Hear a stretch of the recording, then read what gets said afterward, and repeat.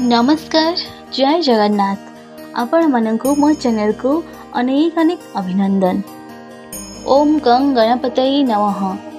प्रभु गणेशंकर अन्य एक अवतार है एकदंतावतारैवे देहिनां ब्रह्मधारकः मदासुरस्य हन्तस्य आखो वाहनांगस्तुतः। भगवान गणेशंकर एकदंत अवतार देही ब्रह्म धारण करिछन्ति। से मदासुर बद्ध करिछन्ति। तांका वाहन मुस्तिक कुहाଯାଇଛି। मदासुर नामक गोटे बलवान पराक्रमी दैत्य थिला। से महर्षि यवनंक पुत्र थिला। थरे से निज पितांग ठारू आज्ञा नहीं दैत्य गुरु शुक्राचार्य पाखक गला। से शुक्राचार्य को कहिला, आपण मते निज शिष्य करि दियंतु। मो संपूर्ण ब्रह्मांडर स्वामी हेबाकु चाहूछि। आपण मो इच्छा पूरण पाई मते उचित मार्गदर्शन करंतु। शुक्राचार्य संतुष्ट होई निज शिष्य रूपे ग्रहण कले। सर्वज्ञ आचार्य विधिपूर्वक एकाक्षरी शक्ति मंत्र देले। मदासुर निज गुरु को प्रणाम करी जंगल को तप करबा पई चली गला। से भगवतंक आराधना करी 1000 वर्ष तपस्या रे बीते देला। तार शरीर को उई हुंकारे परिणत होई गला। तार चारिआडे बड़ बड़ गछ उठीगला। विभिन्न लता गुड़िक माड़ीगले।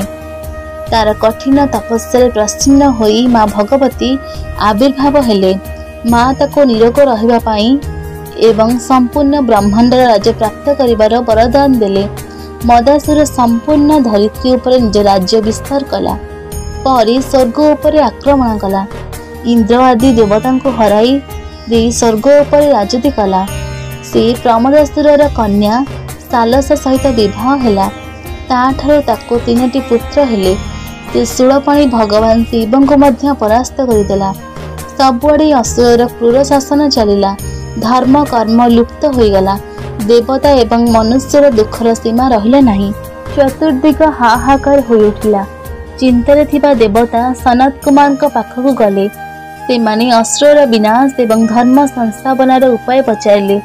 सनत कुमार कहले, देवगण तुम्हें श्रद्धा भक्ति पूर्वक भगवान एकदंतक उपासना कर। से संतुष्ट हो निश्चय तुम मान मनस्कामना पूर्ण करेंगे। महर्षि आज्ञा अनुसार देवगण एकदंतक उपासना कले।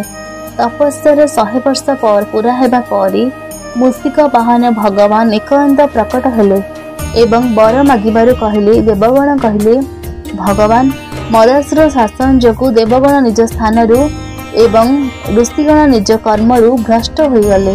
आपण आमको एही कष्टरु उद्धार करी आपणक भक्ति प्रदान करंतु। सेपटे देवर्षि मदासुर को सूचना देले, भगवान एकदंत देवता मानक वरदान देले। एबे से तते मारिबा पई तो सहित युद्ध करबाको चाहछन्ती। मदासुर अत्यंत लागि जाई निज विशाल सेना सहित युद्ध करबा पई चलिला। भगवान एकदंत रास्ता रे ही प्रकट हेले। राक्षस माने देखिले एकदंत तांको आड़को आसुचंदी। से मूषिक उपरे बसचंदी। तांको रूप अत्यंत भयंकर देखा जाउची। तांको हातरे पशु पाश आदि आयुध रहिछि। से असुर माननको कहिले, तुमे निज स्वामी को जणाई दियो जे जदि बंचिया को चाहूची तेबे देवता मानक सहित द्वेष करिवो नाही। तांको राज्य तांको फेराई देबो। से जदि एही परि न करिवो तेबे निश्चय से मो हातरे मरिबो। महाक्रूर मदासुर युद्ध पाई प्रस्तुत होई धनुरे सर जोखिला। भगवान एकदंतक पशु ताकु देई बाजिला। से बेहोश होई पड़ला।